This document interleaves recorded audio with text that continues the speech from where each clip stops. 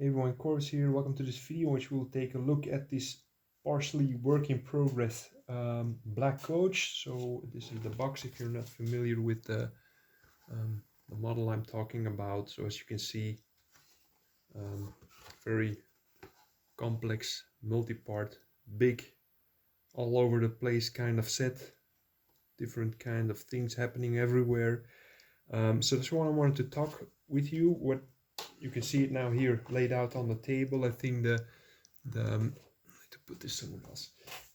Painting is almost finished. Working around the smoke. There needs to be some details here on this rider, on these ghosts. Needs finishing as well. Some detailing here, and then of course assembly. So before I assembled, I wanted to take this as an opportunity to show you guys um, how I approach such a project like this, why this is not yet on this one, for example, and how I started going about this. So what I first did is just taking everything, of course, out of the spruce, started cleaning, and then basically just attached everything like you can see this now. So we have these horses, which were, I think, two parts in half. You had to put them together like this. So I went for the two pairs, left them separate.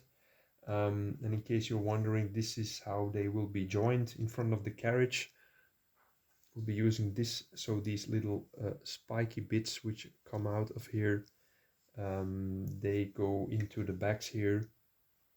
And I think that's because this is not really very well fit. I need to think it's this way or that way, it doesn't matter, but so this is something I really need to fit when I put it on a base, but that's something for later. So these horses was one part. I decided on assembling the rider entirely.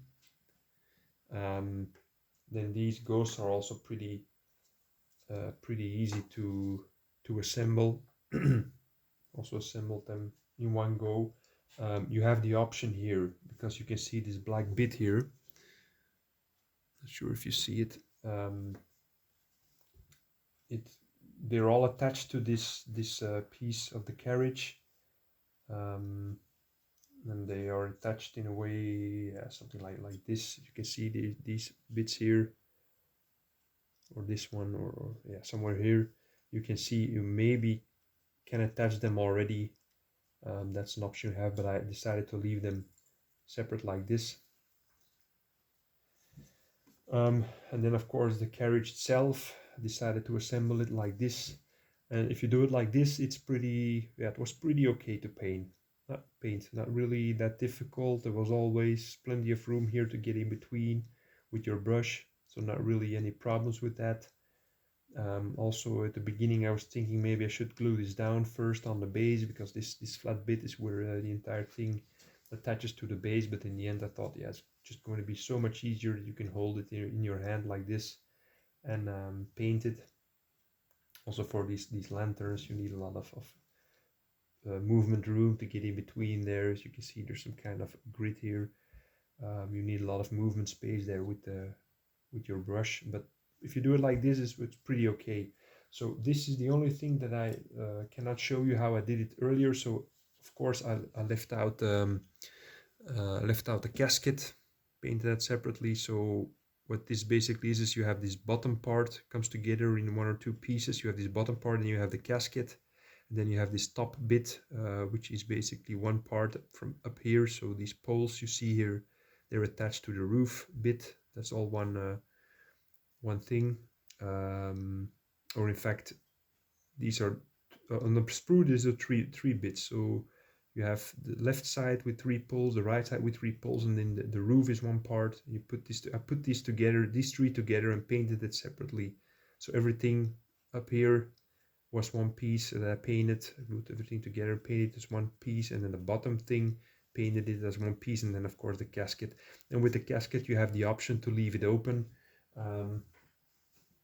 Like you see here, you can just leave it open so it shows the mummy. You can put a lid on, or you can put it with a jar, was my first plan, but in the end I thought, yeah, just put it like this.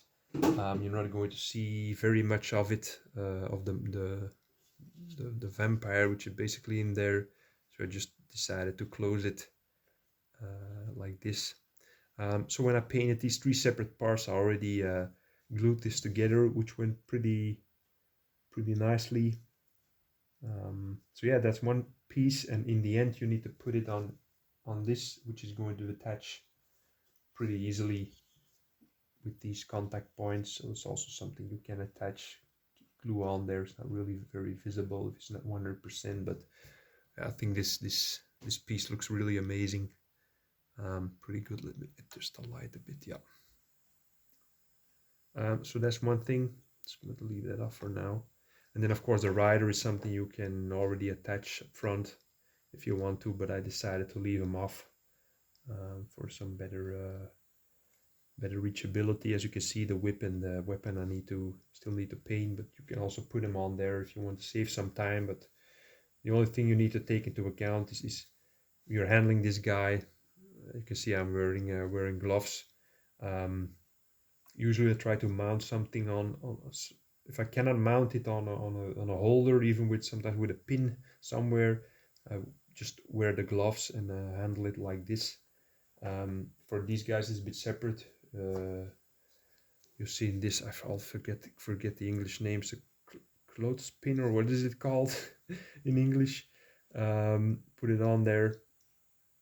You can hold it like this also, you don't need to wear the gloves. But in the end I'm wearing the gloves, so yeah, you can just put it like this. So the plan now is, so one thing I didn't show you already is the base, which I primed earlier tonight. So you might see these spots. You might wonder, Corvus, why aren't you just covering the entire thing with the sand? So yeah, that's on purpose, because as you can see there are 3 contact points.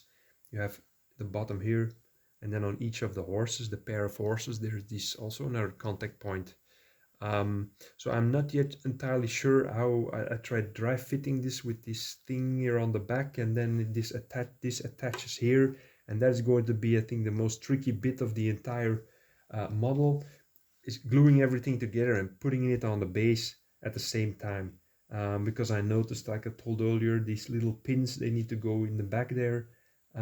It's not really a 100% fit. Also with the primer and some of the paint, it doesn't really fit. So I'm now thinking, if this doesn't go very smoothly, I'll check it again later. Might just snip off these pins and or make them a bit shorter, or cut them down a bit that they go easier into the holes here on the back of the horses. But anyway, that's something that really needs to align perfectly to have these horses also. So these 2 bottom parts, they align perfectly horizontally, not that one horse is like this and then yeah, you run into problems gluing this down. But then you have a 3rd contact point, which is the bottom here on the carriage itself. So this really needs to align perfectly. So I'm not yet sure where this will be glued down. So the idea was here, just glue the sand down. As you can see, this is a bit shiny. This is the raw plastic. I put some masking tape on there before priming, because I like to just put the plastic glue on there to get a good bond. So the plan is just start painting this as is. I can have a lot of room to work on these headstones here, these graves. I can, yeah, just especially the graves, you really need to reach all sides, especially this one with the plant on it. And then also maybe start painting the base a bit. But then after I glue everything down, I'll just put some sand on there. It does not need to be primed, just put some black paint on there carefully. But as you can see, if this is glued down here, yeah, it's also going to be quite difficult to reach with a big brush with glue on it. So it's going to be challenging, but I'll show you the end result. And everything has gone smoothly so far.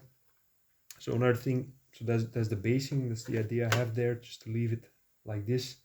And then what I already talked earlier about are these ghosts which go on the roof of the carriage. As you can see, this one has this kind of pin here, which goes into this slit. And then this guy here has this piece of wood here. I think he goes here like this. Yeah, so that's a pretty good fit. As you can see, this is still black, so I need to probably, when this is attached, I'll try to match. I have the recipe noted down, that's not a problem, but I'll try to match this, the root color of the roof, and then this guy is Yeah, I need to attach it like this. Goes like this. So I think this, yeah, I really like these ghosts that are around this coffin. They're really the finishing touch. But I'll probably just put these 3 guys on there before I glue that on, because I need the space here with my brush. Also, there are these gravestones here in between the smoke, and I need to finish. I'll probably do that later tonight. But before I glue this on, I really want to have the base finished, so if need be, I can reach with my brush here. But that's going to be the most challenging part, I think. So that's all for this video. One final thing that I would like to say: if you want to buy a big set like this one, is price-wise is quite hefty, but a store like Element Games can make it easier for you. There's a link in the description. Element Games offers 5 to 15% off the retail price on almost all products, including paints, but especially on GW products. So I think now we're in the middle of the Corona crisis. At the moment I'm recording this, you have no, at least in Belgium here, we have no possibility to visit our local game store. So yeah, there's no other option than to buy online. And I think Element Games is a great website for that. They're based in the UK. They have fantastic customer service. And if you're going to make the investment for a big set like the Black Coach, or just starting a new army and want to buy a big lot of miniatures in one go, yeah, the discounts they offer, they're simply great. And you can use a link in the description for that and help out this channel at the same time. Also, they have this this scheme where you get loyalty points, and if you put in the code that will be on the screen at the end of this video and also in the description, you put the code in there, you get extra loyalty points as well, and you're also helping me with extra loyalty points, so that's a double win. That's all for this video. Hope you enjoyed it. See you in next video, where I will probably be showing the finished thing here. I'm really looking forward to finally putting everything together. So see you next video. Bye.